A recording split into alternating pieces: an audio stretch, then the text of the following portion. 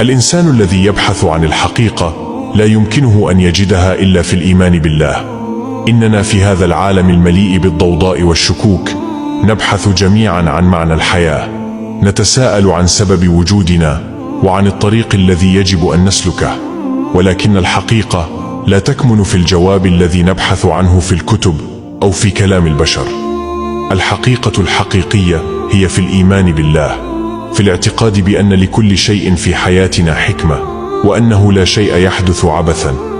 الإيمان بالله هو النور الذي يرشدنا في الأوقات الصعبة، هو القوة التي تجعلنا نصمد عندما نشعر بالضعف، هو السلام الذي نجد فيه راحة القلوب بعد الاضطرابات.